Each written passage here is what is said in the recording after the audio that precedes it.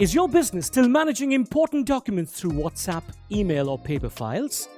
Every day, businesses create agreements, invoices, offer letters, contracts, quotations, and certificates.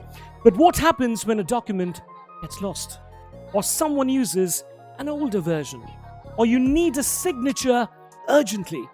Or you cannot find a document when a customer asks for it?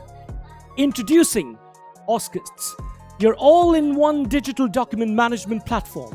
Wasting time searching for documents? Start managing your business the smarter way with Oscars. Please find link below for more details and experience the future of digital document management. Oscars, manage, sign, stamp, share, secure. Hello everyone, हम लोग आज बात करेंगे chapter number 3 share holder agreement के बारे में। तो shareholder agreement क्या है ये पहले हम लोग देखते हैं। तो शेयर होल्डर एग्रीमेंट वही होता है the investor who wanted control of the company.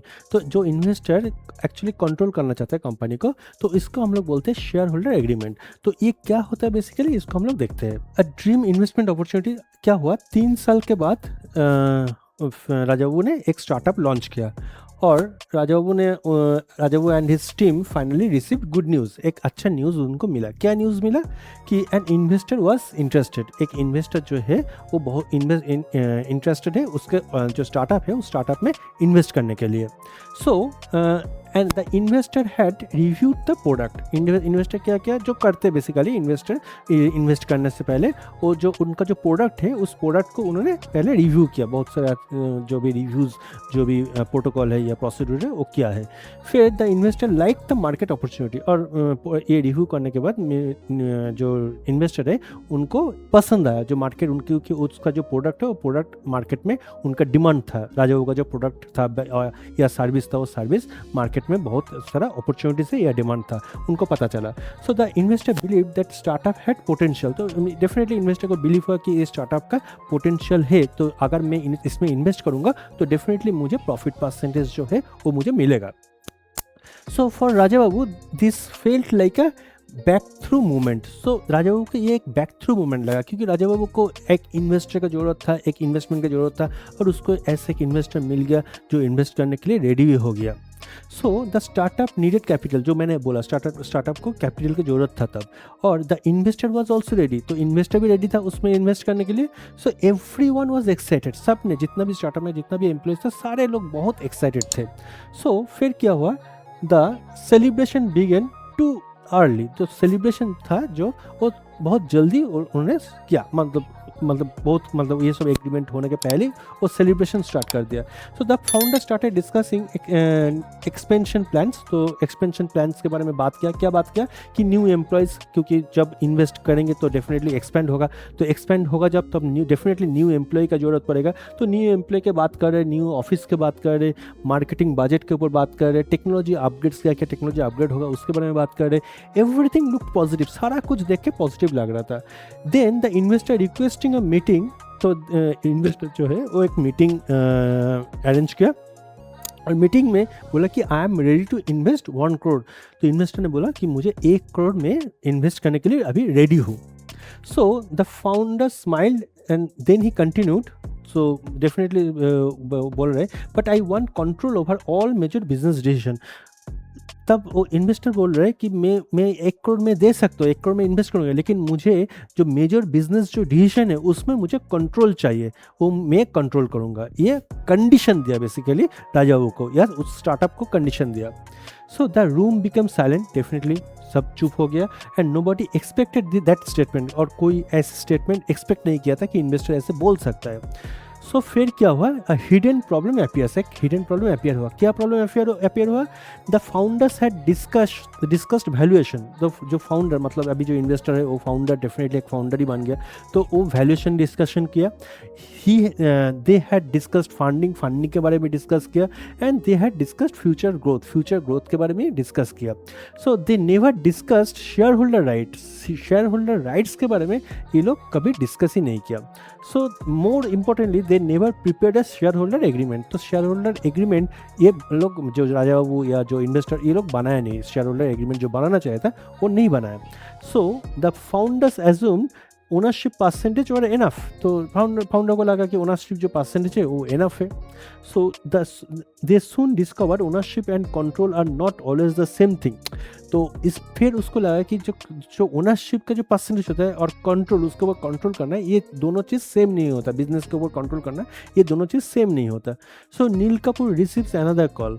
A worried founder contacted Neil Kapoor. Worried founder मतलब यहाँ पर किसको बात बोल रहे हैं हम लोग? राजा बाबू। राजा बाबू ने फिर नील कपूर को पूछा कि बोला कि sir we have an investor dispute, हम लोग का एक इन्वेस्टर डिस्प्यूट हुआ है। तो नील पूछा कि व्हाट, क्या हुआ है कि एक्चुअली? तो the founder explain that the investor wanted authority over, मतलब इन्वेस्टर क्या चाहता है कि हायरिंग डिसीजंस, वो हायरिंग डिसीजंस जब होगा तब वो कंट्रोल करेगा। एक्सपेंशन प्लान, अगर को जब एक्सपेंशन होगा, कंपनी जब एक्सपेंशन करेगा तो एक्सपेंशन प्लान में उसका जो डिसीजन, वही डिसीजन चलेगा। नेक्स्ट फ्यूचर इन्वेस्टमेंट्स के बारे में भी वो सोचा, मतलब वो डिसीजन लेंगे। एंड की बिजनेस एक्सपेंसेस, जो की बिजनेस एक्सपेंसेस होता है वो भी वो कंट्रोल करेगा। So the founders believe that they were still in control. तो फाउंडर सोच रहा था, बिलीव करता था स्टिल ये सब मान लिया और ये कंट्रोल, हमारे कंट्रोल में ही रहेगा। द इन्वेस्टर बिलीव्ड अदरवाइज, लेकिन इन्वेस्टर कुछ दूसरा ही सोच रहा था।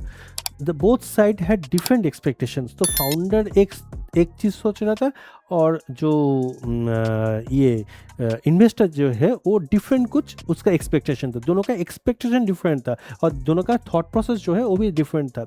So neither side had documented those expectations. तो कोई भी साइड जो जिसका एक्सपेक्टेशंस है वो एक्सपेक्टेशंस डॉक्यूमेंटेड नहीं किया था। यही बहुत बड़ा मेजर प्रॉब्लम था बेसिकली। नील कपूर ने फिर एस चौधरी के साथ डिस्कस किया और एस चौधरी इमीडिएटली नोटिस कर जो प्रॉब्लम, वो क्या प्रॉब्लम था? नो शेयर होल्डर एग्रीमेंट, कोई शेयर होल्डर एग्रीमेंट नहीं था। सो नील ने उसको बोला हाँ कोई शेयर होल्डर एग्रीमेंट तो है नहीं। तब चौधरी एक्सप्लेन किया कि whenever money enters a company, जब कोई पैसा, जब मनी कंपनी में एंटर होता है तो ओनरशिप बिकम्स इंपॉर्टेंट। तब ओनरशिप का रोल बहुत इंपॉर्टेंट हो जाता है उस टाइम में। So both control becomes even more important, और दोनों का कंट्रोल बहुत इंपॉर्टेंट हो जाता है इस टाइम में। The founders had accepted investment.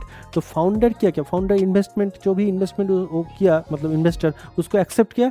अभी they had not clearly defined decision making rights. तो शेयर होल्डर एग्रीमेंट नहीं होगा तो डेफिनेटली वो डिसीजन मेकिंग जो राइट्स है वो राइट्स क्लियरली मेंशन नहीं है और यही पर कॉन्फ्लिक्ट आ गया है।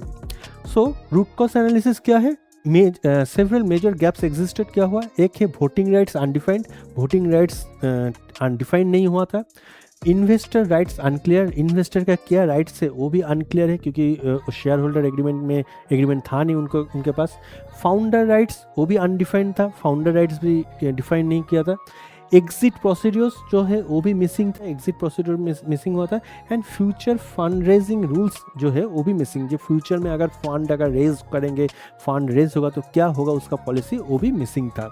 सो what is a shareholder agreement? तो shareholder agreement is a document that governs the relationship between shareholders. तो shareholder document एक डॉक्यूमेंट है जिस डॉक्यूमेंट में क्या करते हैं, रिलेशनशिप, मतलब फाउंडर और शेयर होल्डर का रिलेशनशिप उसमें क्लियरली मेंशन किया जाता है। क्या रिलेशनशिप, क्या कमिटमेंट उसमें रहता है? Share ownership, voting rights, decision making authority, share transfer rules, investor rights, investor के राइट रहेगा, founder rights, exit procedures, dispute resolutions and future fund raising rules जो होगा वो मेंशन रहता है। So why share holder disputes happen? तब S Chaudhary ने बोला कि people discuss investment amount, people हमेशा डिस्कस करते हैं इन्वेस्टमेंट अमाउंट के ऊपर, but they forget to discuss control, कौन किसका क्या कंट्रोल करेगा ये मेंशन नहीं करते। हमेशा मेंशन होता है कि अमाउंट के ऊपर, कौन कितना इन्वेस्ट करेगा इसके ऊपर। सो कॉमन जो कॉजेज, जो कॉन्सिक्वेंस जो इंक्लूड है वो क्या होता है? एक होता है वोटिंग कॉन्फ्लिक्ट्स में प्रॉब्लम होता है। प्रॉफिट डिस्ट्रीब्यूशन जो है वो डिसएग्रीमेंट होता है, प्रॉफिट डिस्ट्रीब्यूशन डिसएग्रीमेंट होता है। एक्सपेंशन डिसएग्रीमेंट होता है, एक्सपेंशन का जो है वो डिसएग्रीमेंट होता है। फाउंडर इन्वेस्टर कॉन्फ्लिक्ट होता है, फाउंडर के साथ इन्वेस्टर का डेफिनेटली एक कॉन्फ्लिक्ट होगा क्योंकि वो क्लियरली मेंशन नहीं है इन्वेस्टर एग्रीमेंट में। Exit disagreements, exit policy clear नहीं होता है, सो उसमें डिसएग्रीमेंट आता है। एंड फ्यूचर फंडिंग जो होता है उसमें भी डिसएग्रीमेंट आता है, तो फ्यूचर फंडिंग में भी डिसएग्रीमेंट होता है।